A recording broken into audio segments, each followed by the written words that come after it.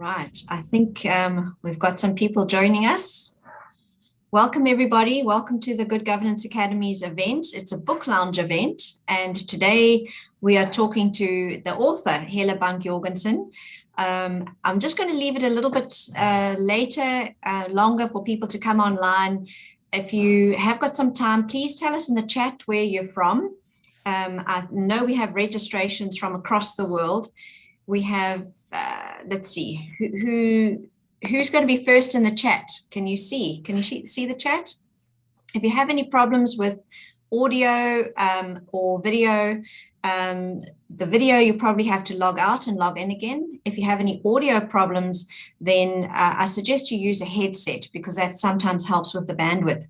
I see we have Johannesburg here. I hope you're not disturbed by the thunderstorm. So I know that the colloquium, our sixth colloquium on the 18th, we had some disturbances with the thunderstorms in Johannesburg. So we also see we've got Malaysia, Rwanda, very nice, Seamus in London. Thank you very much, everyone, for being online. I'm just going to give it another couple of minutes. We've got Botswana, Norway, Turid.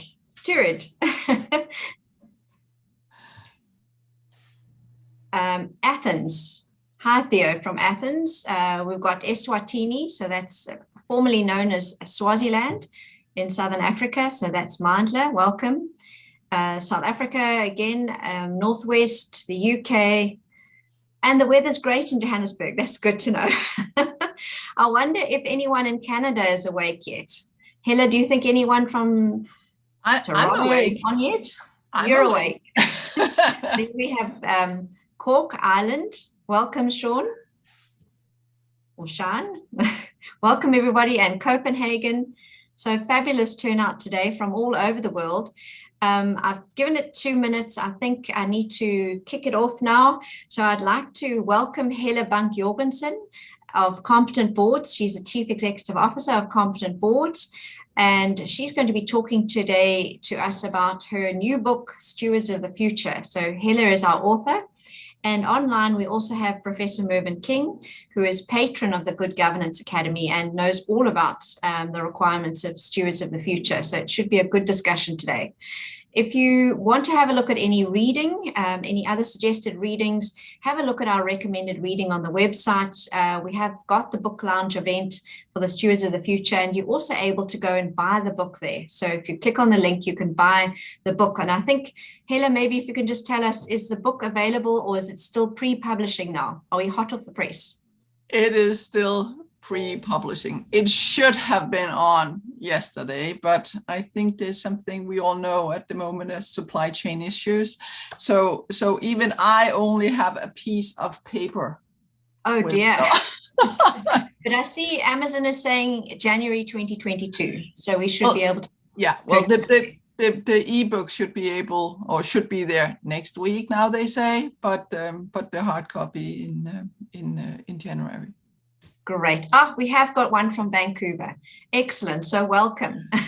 So welcome, everybody. I'm going to hand over now to Helle to just talk us through a little bit about her book and the background to writing of the book. Thank you, Helle. Over to you.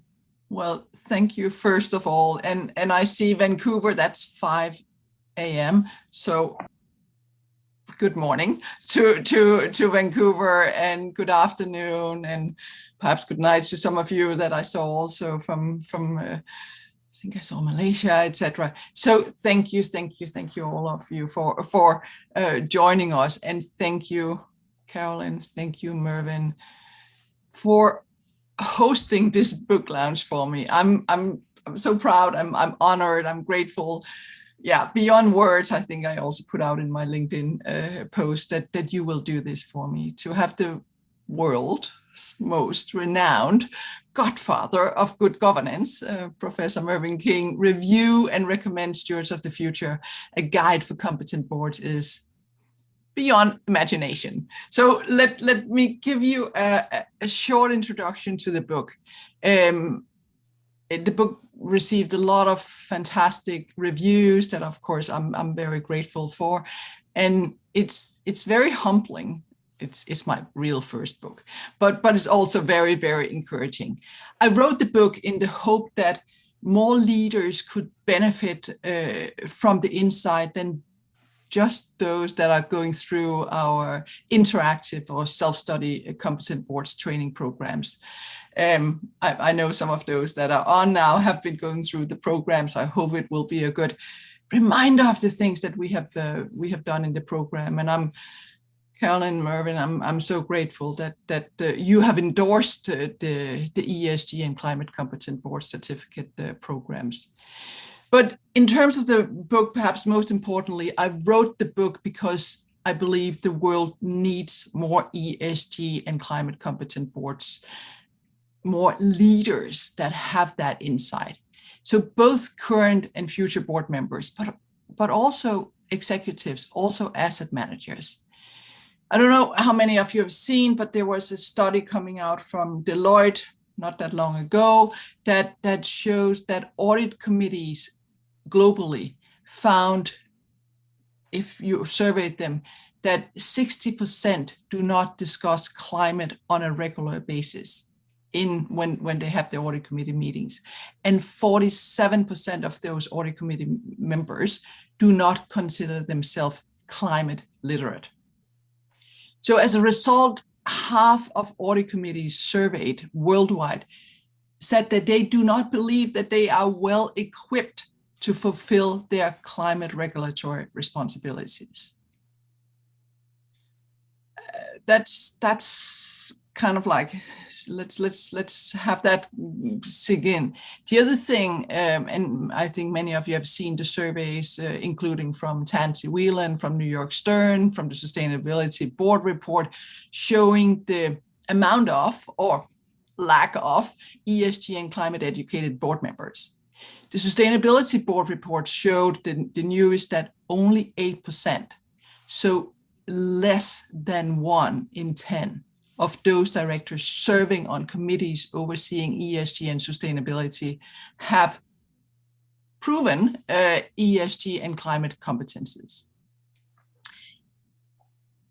I think in my mind, the road to a green and brighter future is paved by educating leaders about the impact of environmental and social matters on their company, but also the impact of that company on the environment and society. And not only now, but also in the future. I think we need board of directors who, in my mind, are the most powerful players in a company to have ESG insight and foresight so they can provide oversight. The board of directors do not only hire and fire the CEO, but is also the guardian of the company's long-term success. And that means that we agreeing on the purpose of the business, setting the strategic direction, making informed decisions about what is best for the company and its stakeholders. It certainly means looking after the interests of shareholders, but the responsibility does not stop there. And I think most of us will now say that is the fact. But that's not been what we always have told ourselves. The founder of India's Tata Group noted more than a century ago that in a free enterprise, the community is not just another stakeholder in business, but is in fact the very purpose of its existence. So that's also some of this thinking that you perhaps have heard from Unilever and Paul Pullman also talking about. So in my opinion, the reason many board members do not fulfill these responsibilities is not because they don't want to. I think it's because we lack and we operate with less than adequate knowledge of the consequences of our decisions on the broader community. And the surveys that we just talked about actually tell that story. I think what's fascinating at the moment is that it's no longer people like me that says we need to educate. It's the board of directors themselves that say we need this education. But for decades, shareholder primacy has been the focus of many companies. And many boards have taken most decisions or have taken decision based on short-term financial results rather than long-term cost or long-term benefits that's associated with this broader perspective, this mindset that's much broader than just looking at the next quarter and just looking at shareholders. In the book, I have included an illustration from Limits to Growth. That's a book that came out in 1972. There is the graph in there, and it illustrates that the mindset that we have had put our planet on a trajectory of more pollution, fewer natural resources, a steady decline in food supplies and industrial output. And actually, when you get to see the graph, it also shows a steep rise in death. That charter was published half a century ago, as I said, in 1972. Think about it. We are soon in 2022, 50 years later. I guess we can exchange the illustration with pictures of floods, fires, hunger, pollution. The list goes on. And while Limits to Growth was not on the boardroom agenda back in 1972, the issues that makes the front page around the world today, they are hitting boardrooms as hard as they're hitting us all, right? We are all waking up to the fact that there are limits to growth, at least limits to growth as we know it. And nature is starting to, send us all invoices for it. These invoices that have been sent by nature have not often been accounted for in our corporate budgets. And we can add to that the impact that nature and the societal consumer trends have on current assets that might turn into stranded assets and therefore a loss instead of an investment in future growth. So when we invest, we hope, of course, that there will be a return on investment.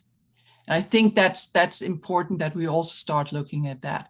And if that is not enough to deal with, many companies and the board of directors are learning that their growth projections might be overstated because it's getting harder and harder to obtain the supply of material necessary to produce or sell to customers due to resource scarcity. That's why we should start talking about circular economy and some of the other regenerative business models. So, but on a positive note, societal consumer trends are changing to these more environmental and social friendly products and services, or as I was mentioning, Paul Polman before, both Paul Polman and Andrew Winston participating and contributing to the Competent Boards program and are both in the book as well. And they just have another book out, Net Positive, How Courageous Companies Thrive. So there's no surprise that asset managers are also now raising their expectations to the work of the board of directors to ensure that their investments, and thereby the investments that you and I have made for our retirement funds, are managed well.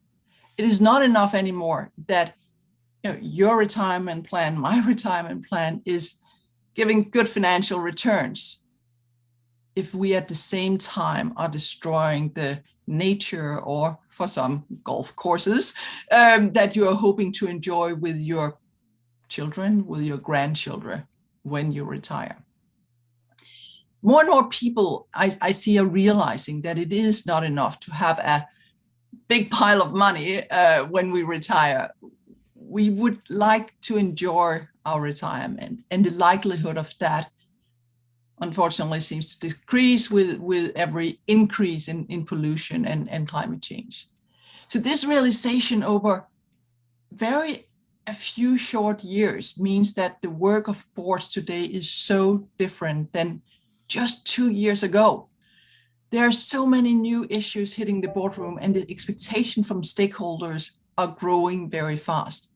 So gone are the days where the board members could glance over the strategy and the numbers prepared by the executives and say, well done, let's go for dinner. I think people today understand that the board of directors holds the most powerful and the most influential job. And that comes with responsibilities. A company with a clear vision for its future generally outperforms one that puts short-term results first. And I believe that the board have a pivotal role in keeping it on that track. There's been great graphic out there showing that companies such as Apple and Microsoft and Amazon have a larger market cap than most countries.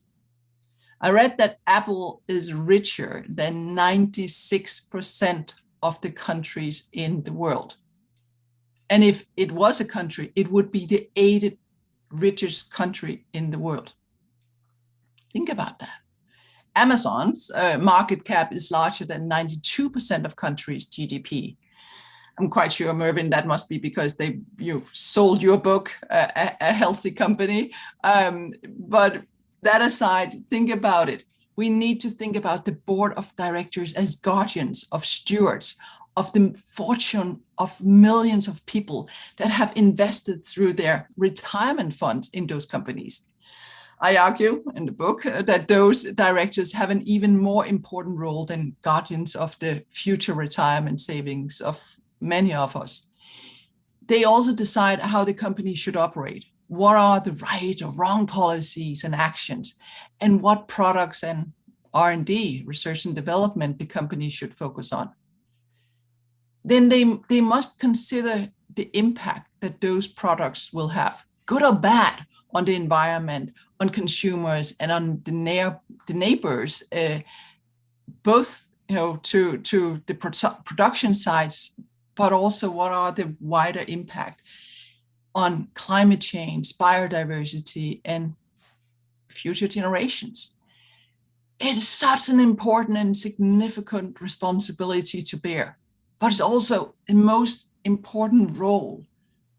And I think we really need to have competent directors, ESG and climate competent directors that can discuss and really take that in and make the informed decisions. So this remarkable role is, well, I could also borrow the word of my host, Mervyn, is to be, I think you say that it's the heart, the mind, and the consciousness of the incapacitated artificial person. Is that right, Mervyn? I think it's something like that. That is this company. It is not the company that does good or wrong. It is the people that work there and their leaders. But how can we expect that leaders make well-informed decisions if we are not well-informed ourselves?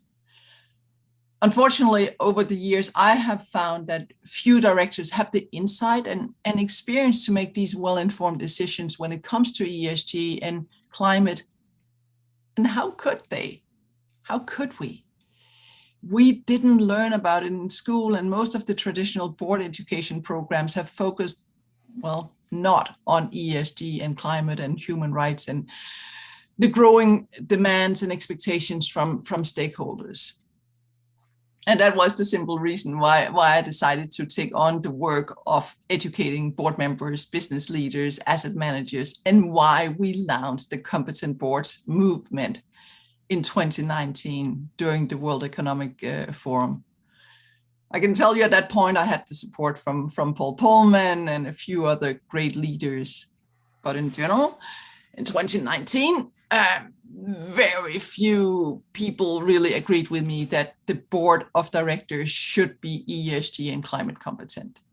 Now, 2 years later, so many global leaders have gone through the ESG competent board certificate and designation program, and so many world-renowned leaders such as Mervyn are supporting us with sharing their wisdom, their experience, to help educate and scale the impact of ESG climate competent leaders.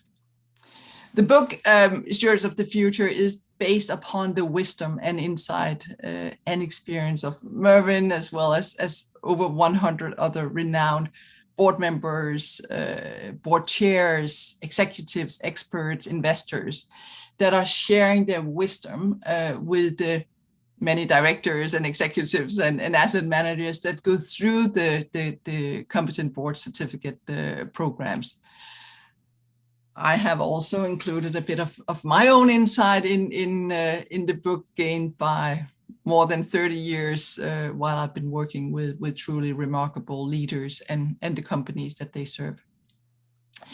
So I want to thank all the leaders that have helped me. I will not mention all of them that is mentioned in the book here, but I do want to give a special mention to the people that put me on this career path, if I can even call it a career path. I think it's something I've been doing since Leo Alting, who was a professor at the Danish Technical University, taught me about life cycle analysis and gave me the opportunity to work with the Danish Steelwork to produce the world's first green account, which they included in the annual financial report for 1991. I know I'm dating myself. Also did the integrated report, but also a thank you to my professor at the business university where I started to become an accountant. And I wrote about how to put the externalities into the financial reports, how to internalize these externalities and their cost into the financial accounting. My professor at that point did not really see that as the big thing, but it sent me out into the world to make it happen. So if there's only one thing, one learning that I think you should take away from the book, and maybe I shouldn't tell you now, but it's actually the wisdom, not of any of those people there that's contributing, but the wisdom of indigenous leaders that can teach us a lot about stewardship through the ancient 7-generation principle that says that decisions we make today should keep the world in a sustainable state 7 generations from now. I think that's very saying. So again, the book is written for board members everywhere who are curious and want to have the competence, confidence, and the courage to be stewards of the future. And I argue in the book that shareholders, not to mention other stakeholders, gain far more value if the company applies this proactive mindset. At its heart, it is a book for all leaders. I can go on, talk a little bit about what it is that the book is covering. It's kind of from the risk and expectation for boards, executives, and investors, how to deal with dilemmas, the sustainable development goals, climate, ESG, but also environmental and human rights issues in the supply chain, diversity, equity, inclusion, anti-corruption, integrity and transparency, responsible use of data, cybersecurity, digital competences, but also tax, investment and pay in an ESG-focused world, shareholder and stakeholder engagement, disclosure, and of course, the future of good corporate governance, where Mervyn is joining us and have also a good part of the book sharing his wisdom. I think my vision of boardroom dynamic is one where the external factors that are quantified, are standardized and embedded into, yes, the corporate balance sheets and income statements. I think we need to start thinking about the meaning behind what we report. Are we reporting dollars and cents, or should we also convey a sense of a company's values? If the transformation that we see all around us now is to take hold, I think that each board of directors needs to define the purpose of the company in society, but it must also define the purpose or put it another way, the purpose of its members. How will the board of directors carry out their responsibility as stewards of a company's future? To me, stewardship is much more than just taking care of the resources under a company's ownership. It also requires directors to consider the impact that their action or lack of action will have on the earth's land, its water, biodiversity, the health and safety of people, also beyond the factory gate. So what does it take for a member of a corporate board to become a steward of the future? I suggest in the book that we start off by asking ourselves, what is the purpose of my work? What would my children, my grandchildren expect?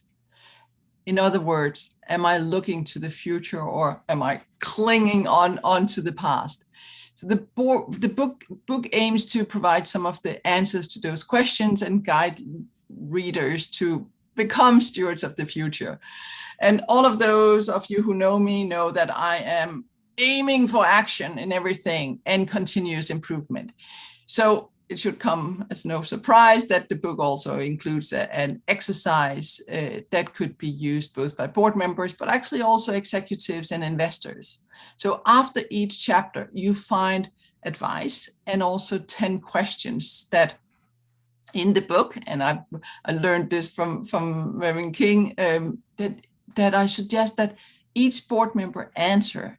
And then I've included an assessment so you can see how well aligned are the different board members, but perhaps also executives, on the view of how well are we doing when it comes to all of these ESG matters. So let me conclude by again saying thank you, Mervyn, thank you, Carolyn, for having me speak today. I'm truly grateful for all your support and again also the endorsement of both the ESG and Climate Competent Board Certificate program. And thank you again, Mervyn, for your kind words in your review of the book. It means a lot to me. And for those of you who have not seen Mervyn's review, and there are a lot of them on our website, but it's like directors are the stewards of the business information of a company. The stewards of the future need to apply their minds to make judgment calls that are in the long-term best interest of the health of the incapacitated company, of which as stewards, they are the heart, the mind, the soul, and conscious. This book guides a director as to how to be a good steward of a company in our uncertain future. Thank you everyone for listening. Thank you, Helle. That was a wonderful background in terms of the book. It's not something that you can get from the book. I think you encapsulated and you've given us the story behind the story. So thank you very much for that. Really appreciated that. But Mervyn, if I can ask you then to maybe expand on your quote and just expand in terms of what your sense of stewards of the future is all about. Well, thank you very much, and Helle, well done on the book, and I hope it eventually gets published.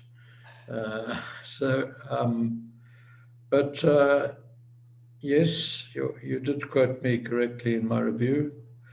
Let me start by saying this, that directors are stewards. Stewardship means, as you've already said, to take care. But to take care of not only that which is tangible, but also that which is intangible. And what shareholders to this day, some of them do not appreciate, is that they don't have corporeal rights to a company. They're incorporeal. For example, a shareholder cannot remove a pencil out of the company. It would be a theft. The shareholder, when we still had cash registers, couldn't dip their fingers into the till and remove $5. It would be a theft. So this myth that we have unfortunately saddled throughout the 20th century, that the shareholders were the owners of the company, was as I said, a myth. Shareholders have no duty or responsibility to the company, and the company do not have a special duty to the shareholders. Unfortunately, they were given primacy of place amongst other stakeholders during the 20th century, but the outcome was disastrous because what we had was a century of unsustainable development, because the majority of the improvement of bottom line on the basis that the criteria for success was increased profit, increased dividend, increased share price. If you achieved that, it was a successful company. But most of those profits of most of those companies were subsidized by society and the environment. And the very purpose for which this artificial, incapacitated person was formed was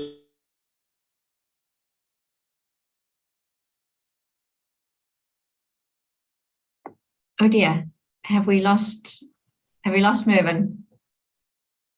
Are you on, Helle? Can you hear me?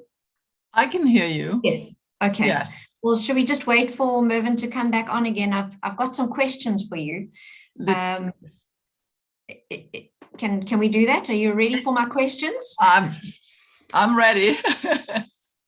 So you're calling the book A Guide for Competent Boards.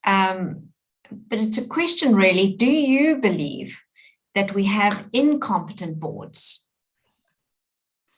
Oh, Carolyn, you're not the first that asked me that question. Of course, I mean, we have so many fantastic leaders that have risen through the ranks and are very, very competent.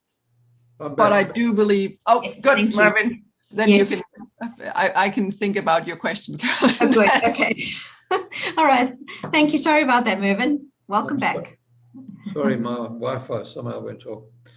So what I was saying is that shareholders have no duty or responsibility to the company. But the concomitant of this right of limited liability and having no liability to creditors or to the employees if the business of the company fails is that on bankruptcy, they're at the back of the queue or the line when it comes to the payment of any residual value out of bankruptcy. First of all, the creditors are paid, preferred creditors, secured creditors, concurrent creditors, and if there's any residual value, then the shareholders. So it is something always that I've debated with people, because around the world, for example, I think, Helle, you know this push for shareholders to have a say on pay. Well, it's interesting that the less money paid to employees, the more money that'd be available for dividends. So there's actually a conflict of interest. And yet people still talk about say on pay by shareholders. Why? Why the shareholder? Why give them that primacy of place to determine a critical issue, which is remuneration? Stewardship is to take care not only of assets, intangible and intangible, corporeal, incorporeal, but also to take care of business judgment calls made. In making a business judgment call, is the board clear and its collective mind ensures that, objectively speaking, it has all the facts on which to make a decision? If not, the steward should adjourn the meeting and make sure that the board has all the facts. Secondly, as a steward, you should have no financial interest in that issue, either you or a related party to you. Thirdly, the law is not an ass. The law knows that directors do not have crystal balls. Directors have to make decisions on uncertain and unknown future. No one could have predicted the GFC, but it happened. So in making business judgment calls, what the law expects of the steward is that he or she makes a rational business decision at that time in those circumstances. So when 4 years after that business decision, it turns out to be incorrect and harmful to the company, theoretically, the company has a cause of action against those directors and those stewards. But if the stewards can show that at that time, in those circumstances, it was a rational business decision with the wisdom of hindsight, they actually, in law, escape liability. And let me point out to everybody online that that doctrine was started some 50, 60 years in Delaware in the United States of America, and then filtered right through the world and is included in our Corporations or Companies Act, as it's known locally. So the good steward is a steward not only of corporeal and incorporeal matters, but also of the very decisions, the business judgment calls made by the company. He or she has to ensure that that business judgment call is creating value, but in a sustainable manner, in a resource-constrained world, but increasing population, and trying to give some color and to the answer to a question with which I've battled for 3 decades. Can we have infinite growth on a finite planet? Answer that question. Very difficult to answer that question. And yet, what is expected? It is expected that the company continues to grow. Is that correct? Should companies survive no matter what? The answer is, in my view, in the negative. Market forces must act, must take control of the situation. So value creation is important, but there were some seminal events towards the end of the first decade of the 21st century, the collapse of Lehman Brothers and the GFC. And suddenly we, and I include myself, then being chair of the United Nations on Governance and Oversight and chair of the Global Reporting Initiative, we saw sustainability issues and good stewardship to mean that we looked at the impacts which arose on the 3 critical dimensions for sustainable development: people, planet, and prosperity, the economy, society, and the environment. What were the activities of the company, and what were its outputs, its product, and its waste? When it goes out into society, what impact was it having? Was it positive or was it negative? If it was negative, was the company actually developing a business model and a strategy to eradicate or ameliorate those negative impacts? Because as an asset manager or as a trustee of your pension fund, I would owe you a duty to make sure that that company was doing it. Were they acting as good stewards for the future? Because if they didn't take account of that here were negative impacts on the environment, and yet there was no strategy to eradicate or ameliorate that, they were not taking care, and they were not stewards. So one of the critical factors of a good steward is intellectual honesty.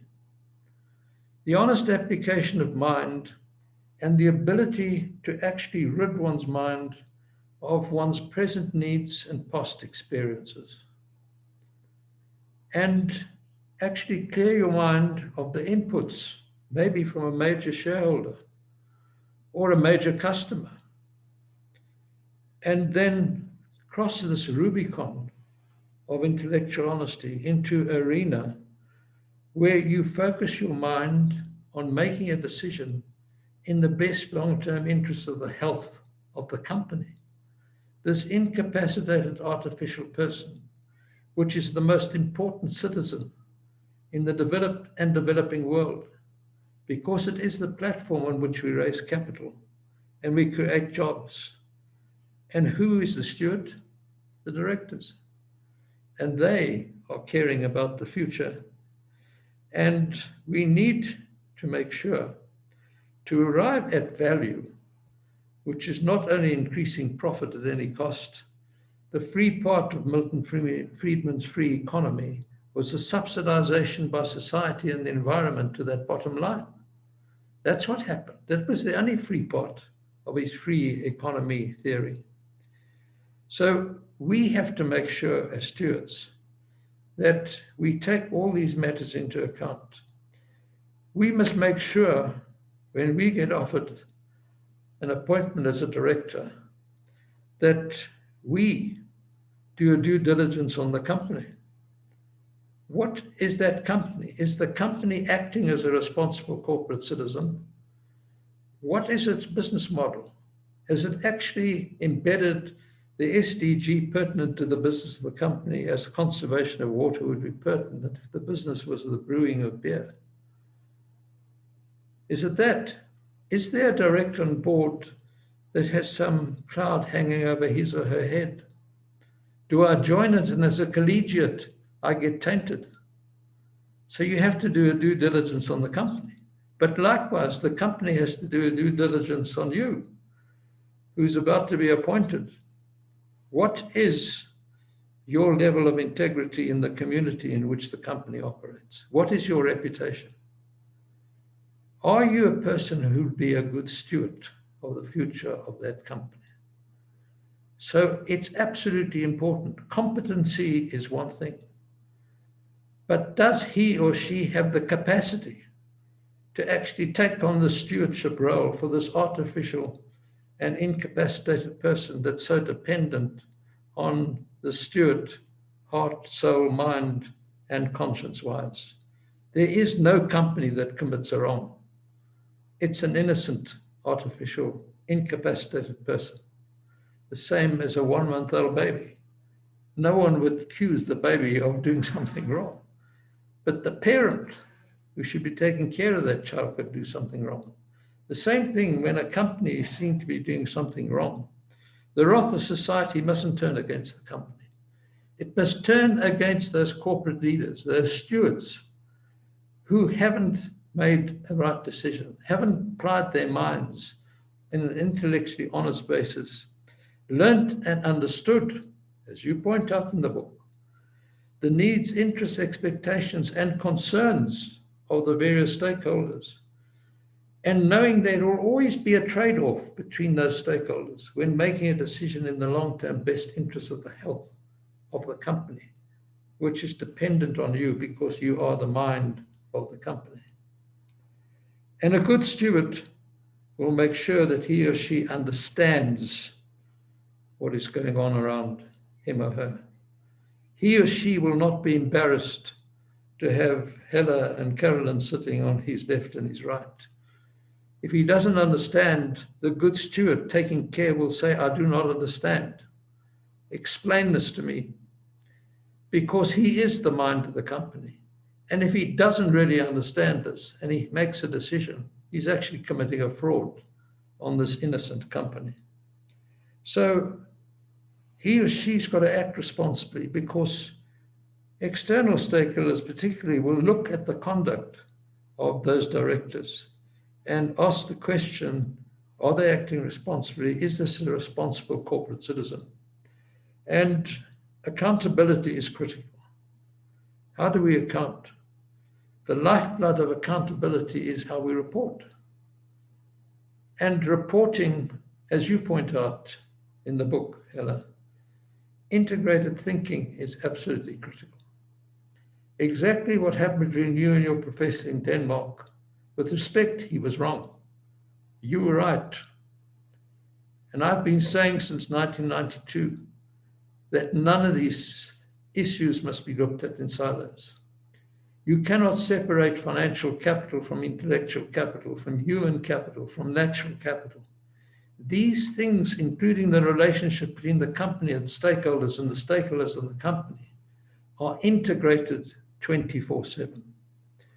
And therefore, the supreme authority in the governance architecture of this artificial incapacitated person, the board, must make up its mind that it's going to report on this integrated basis and explain to you, the user, in clear, concise, and understandable language, what the true value to society of the business of this company is.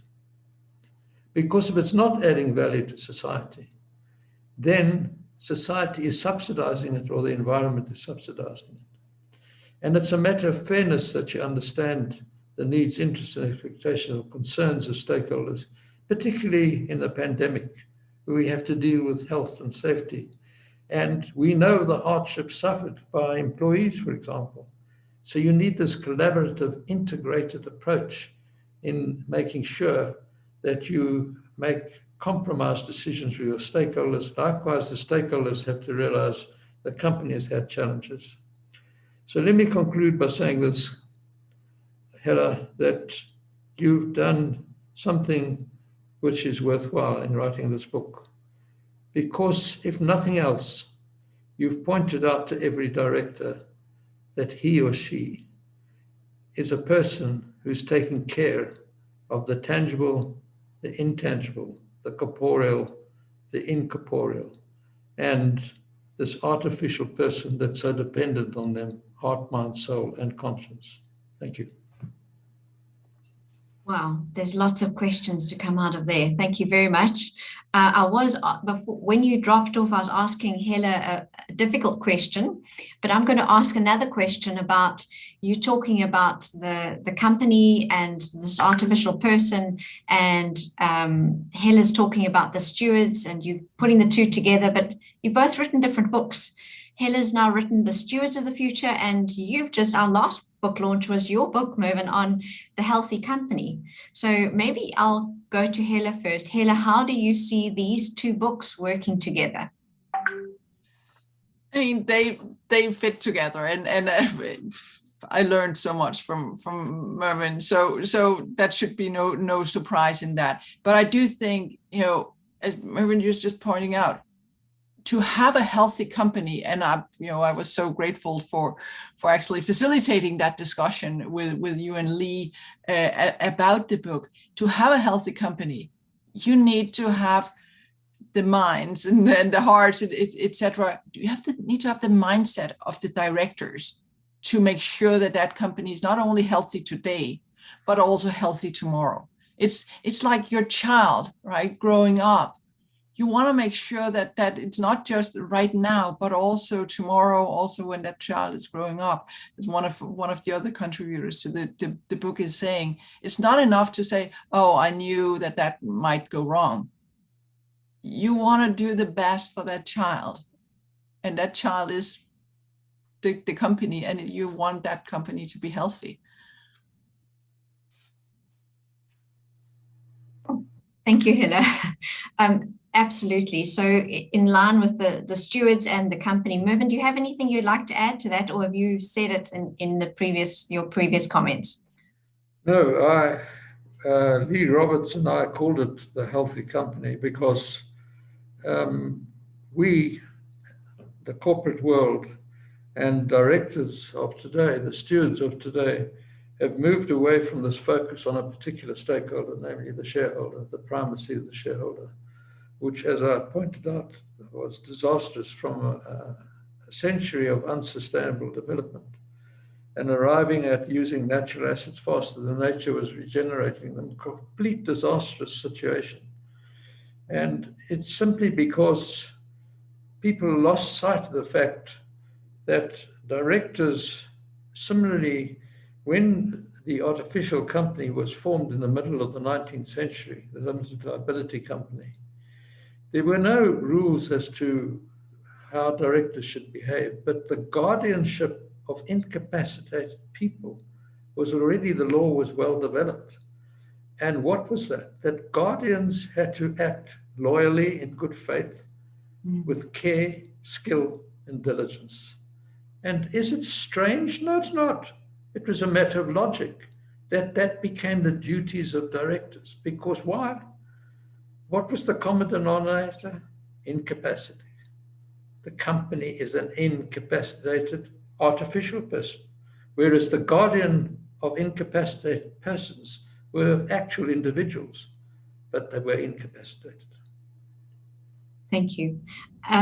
I want to get, Helle's had enough time to think now. So your book, Helle, you say it's about competent boards, but then that's an assumption that there are incompetent boards, right? So we're hearing about this incapacitated person. Tell us a bit about incompetent or incompetent boards.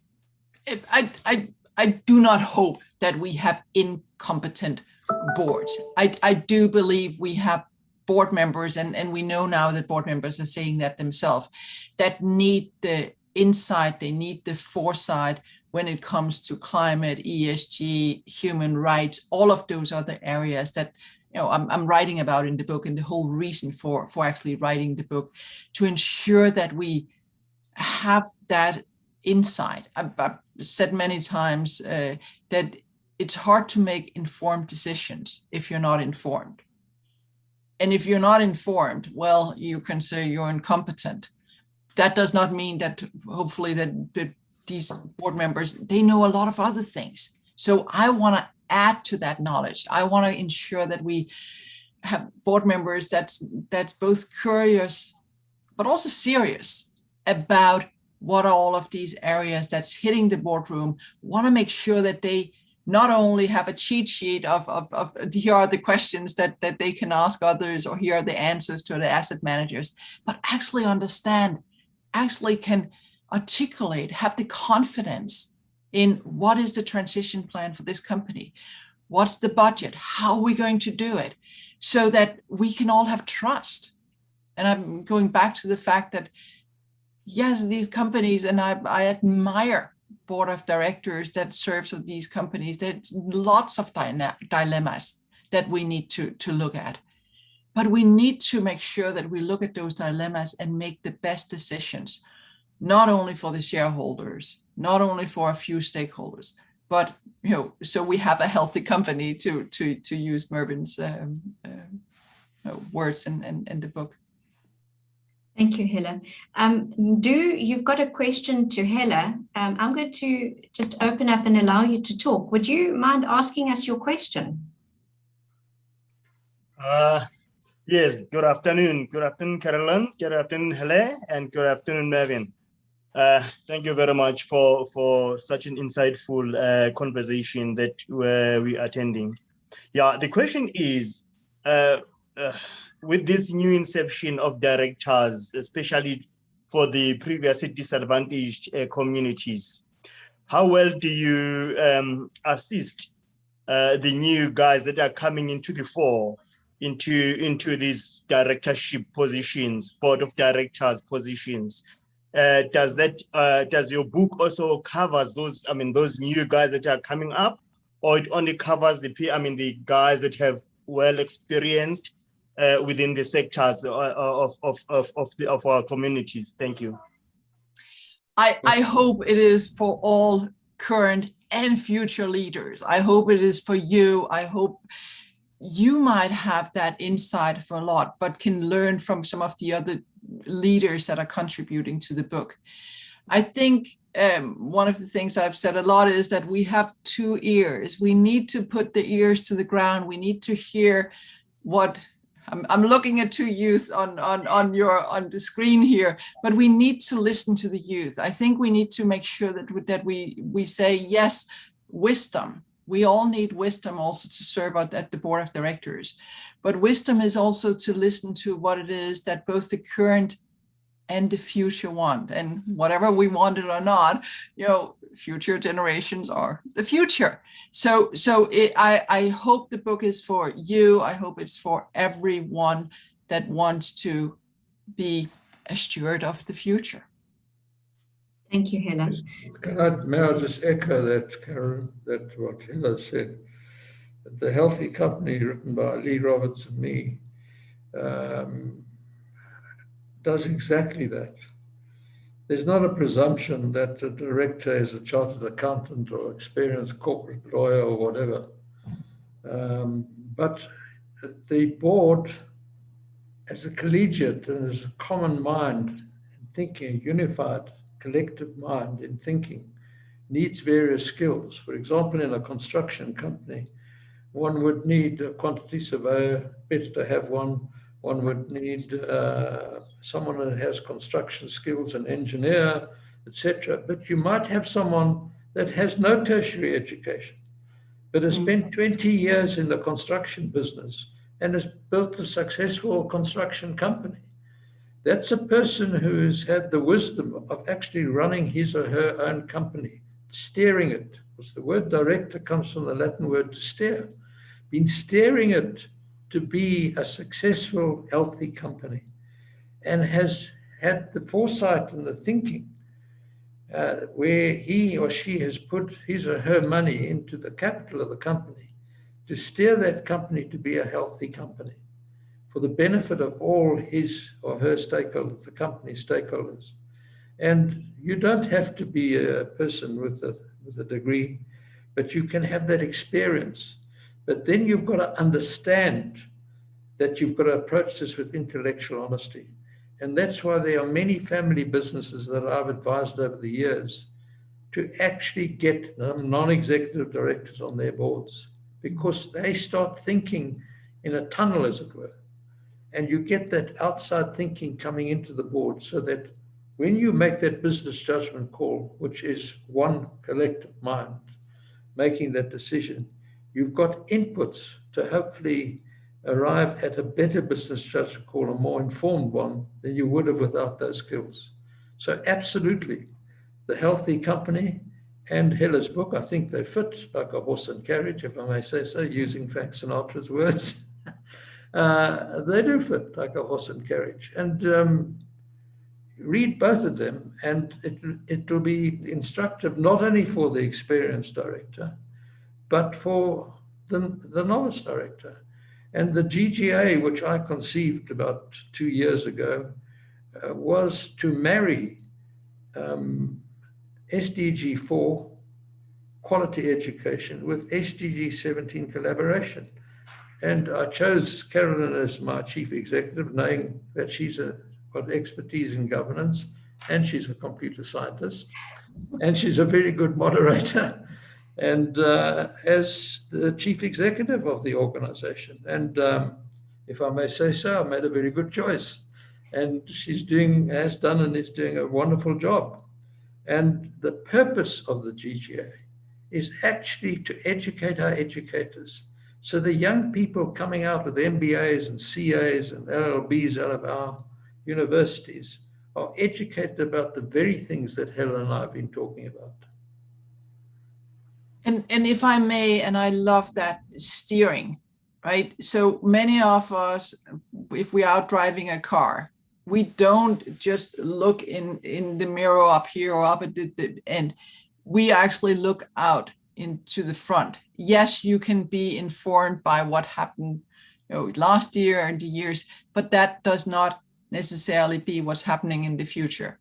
So make sure that you have that insight of what have happened, but also the foresight of what happens. And make sure that you know when to press the brake, but also when to press the speeder.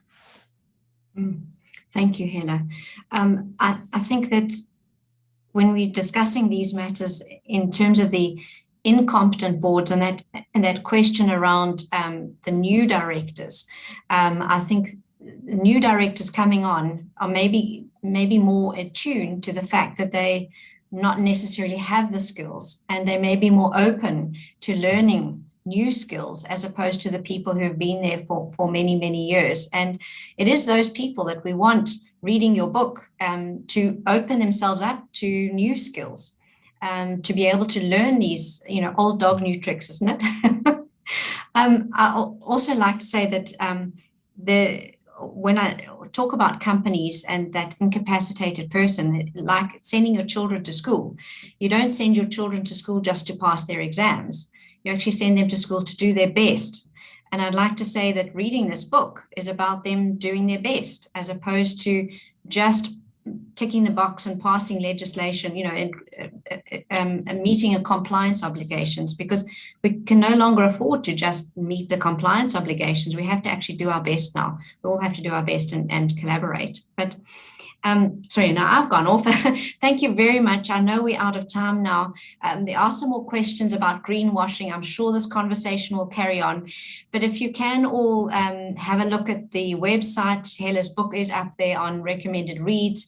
The courses she mentioned are recommended courses. So please go and have a look and carry on the conversation on YouTube. This has been live streamed to YouTube. Subscribe, like, and comment there, and we'll come back to you. So thank you very much, everyone. And thank you, Helle, and thank you, Mervyn, for your time today. Thank you, And Carolyn, thank for you, your moderation. Carolyn. Thank you, everyone. Goodbye, Bye. everyone online. Thank you very much. Thank you all very, very much. Thank you, Helle. Bye.